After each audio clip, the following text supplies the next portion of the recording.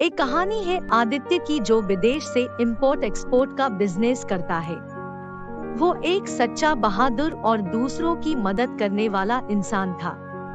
और ये है पूजा, जो आदित्य की पत्नी है। आदित्य अपनी पत्नी को बहुत प्यार करता था।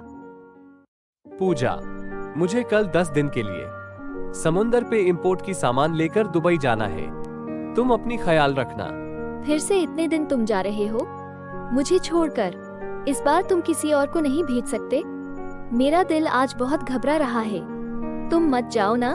अरे पूजा, तुम चिंता मत करो, मैं जल्द आ जाऊंगा। उसके अगले दिन आदित्य अपना जहाज लेकर दुबई के लिए निकल गया। अचानक रात को समुंदर में तूफान के साथ साथ जोर से बारिश होने लगी।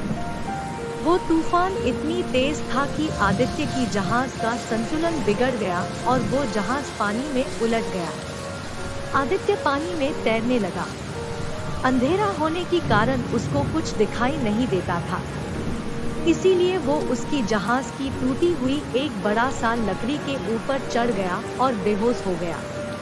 अगले दिन सुबह बारिश रुक गई और आदित्य तैरते तैरते एक किनारे में आकर पहुंचा। वो अभी तक बेहोश था। कल रात को समुंदर पे तूफान आया था। तूफान की वजह से बहुत सारे मछली भी किनारे आ गए होंगे। जल्दी जल्दी चलो, मछली पकड़कर महाराज को देंगे, वो खुश हो जाएंगे। अरे ये देखो, इतना बड़ा मानव। हमें जल्दी से महाराज को ये संदेश देना होगा।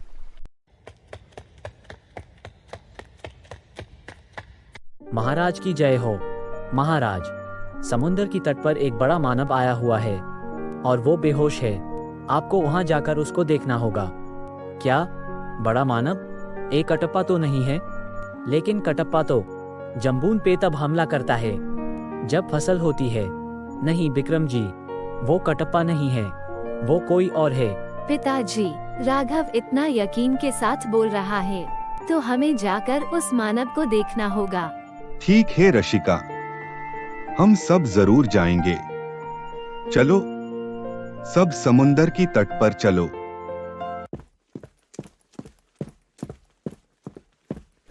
अरे सच में तो ये एक बड़ा मानव है।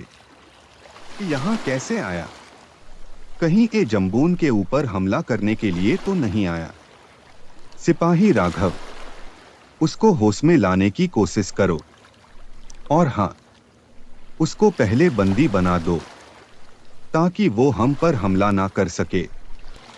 जी महाराज। राघव और उसके साथी आदित्य को रस्सी से बांध दिए और उसको होश में लाने की प्रयास किए। पानी, पानी, मुझे पानी दो। महाराज, वो पानी मांग रहा है। जाओ, उसको पानी पिलाओ। नहीं महाराज, शत्रु को पानी मत पिलाइए, वरना वो होश में आते ही जम्बून वासियों के ऊपर हमला कर देगा। मैं तो कहता हूँ आप उसको बेहोशी में ही मार दीजिए। विक्रम, ये जम्बून की परंपरा का खिलाफ होगा। ये चाहे हमारा शत्रु हो या मित्र, हम उसको पानी जरूर पिलाएंगे। राघव, उसको पानी पिलाया जाए। राघव और उसका साथी आदित्य को पानी पिलाते हैं। पानी पीने की कुछ ही देर में आदित्य को होश आता है और वो जमीन से उठकर बैठ जाता है। मैं यहाँ पे कैसे? ये जगह कौन सी है? ऐसे बोलकर वो चारों तरफ देखने लगा। तुम लोग कौन हो और ये जगह कौन सी है? और तुम लोग सब इतने छोटे छोटे कैसे? ये जगह का नाम जम्बून है। जम्बून? अरे हाँ, याद आया। मैं इस जगह की बारे में पहले बुक से पढ़ा था। यहाँ पे तो सब छोटे छोटे हैं, पेड़ पौधा और इंसान सब। मैं अब यहाँ से घर कैसे जाऊँ? आ जाओ बेटा, मेरी हथेली में आ जाओ। अरे बचाओ मेरी बेटी को, ये मेरी बच्ची को मार देगा। अरे नहीं नहीं बहन जी, मैं इसे मारूंगा नहीं। मैं इसकी दुश्मन थोड़ी ना हूँ। लो, छोड़ दिया उसे। मैं आदित्य हूँ, मैं मुंबई से आया हूँ। कल रात में समुंदर पे तूफान के कारण मेरा जहाज डूब गया और मैं यहाँ कैसे आ गया मुझे पता नहीं। और हाँ, मैं जब तक यहाँ रहूँगा आप लोगों का दोस्त बनकर रहूँगा। अच्छा, ये तो हमारा मित्र हुआ। हमें उसकी रहने का प्रबंध करना होगा। राघव, आदित्य के लिए रहने की व्यवस्था की जाए। जी महाराज। राघव और उसकी साथी मिलकर आदित्य की रहने की व्यवस्था किए। आदित्य, ये देखो, हमने तुम्हारे लिए रहना का व्यवस्था कर दिया है। और एक कुछ ड्रेस है जो हम सब ने हमारे छोटे छोटे ड्रेस को मिलाकर बनाया है। तुम भीग गए हो ना, तो तुम इसे पहन सकते हो। तुम लोगों का दिल से धन्यवाद। तुमने मेरे लिए इतना सब कुछ किया। ये तो जम्बून वासियों का फर्ज है।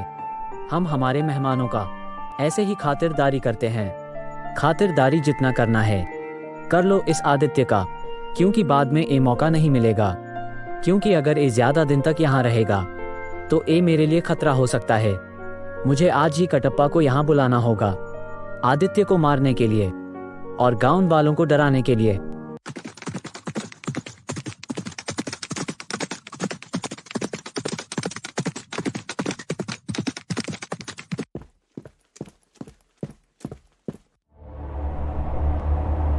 ऐं क्लीं कटप्पदैताय वाहनम्। क्लीं क्लीं कटप्पदैताय वाहनम्। क्लीं क्लीं कटप्पदैताय वाहनम्। हा हा हा हा हा। जो हुकुम मेरे आका, मैं आपकी सेवा में हाजिर हूँ। क्यों मुझे आवाहन किया? कटप्पा, जम्बून में एक बड़ा मानव आ गया है। वो दिखने में तुम्हारी तरह है बड़ा। उसका नाम आदित्य है। वो जम्बून वासियों का मित्र बन चुका है। वो हम दोनों के लिए खतरा बन सकता है। उसके होते मेरा जम्बून के ऊपर राज करने का सपना कभी कामयाब नहीं होगा। तुम्हें याद तो होगा त्रिकाल बाबा ने क्या कहा था कि एक बड़ा मानव जम्बून आएगा और वो हम दोनों का मृत्यु का कारण बनेगा। उससे पहले कि वो हमारा मृत्यु का कारण बने, तुम्हें उसको मारना होगा। इसलिए तुम कल ही जम्बून के ऊपर हमला करोगे। जो हुकुम मेरे आका, इस आदित्य को मैं कल ही मार डालूंगा। ए सब कहाँ जा रहे हैं? ए राघव, तुम सब कहाँ जा रहे हो?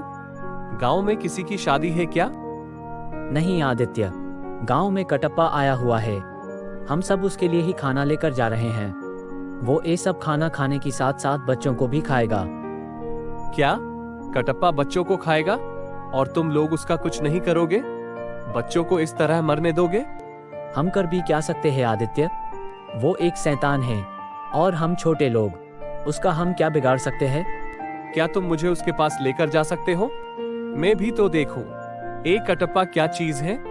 हाँ चलो।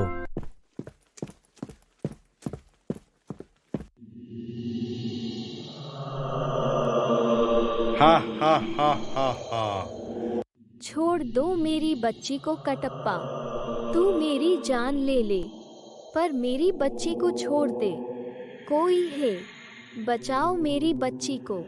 कटप्पा, छोड़ दे इस बच्ची को, वरना मुझसे बुरा और कोई नहीं होगा।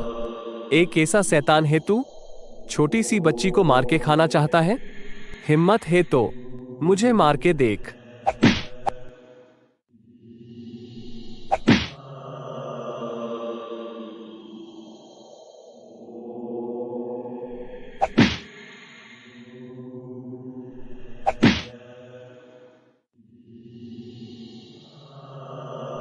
तुम्हारा बहुत बहुत शुक्रिया आदित्य, तुमने मेरी बच्ची को बचा लिया।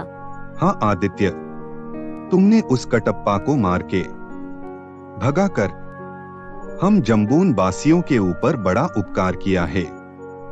हम तुम्हारे ये उपकार जिंदगी भर नहीं भूलेंगे। मेरी साथ साथ इस जित का असली हकदार राघव भी है। हाँ राघव, तुमने जिस तरह आदित्य का साथ दिया, एक काबिले तारीफ की बात है। इसलिए हम तुम्हें वीरत्व का इनाम देते हैं। तुम हमारा जम्बून वासियों का गौरव हो। धन्यवाद महाराज। हे आदित्य, तुमसे एक बात कहना है। मैं जानती हूँ रे, तुम राजकुमारी के बारे में बोलना चाहते हो ना? तुम उन्हें पसंद करते हो ना? ए आदित्य, तुम्हें कैसे पता?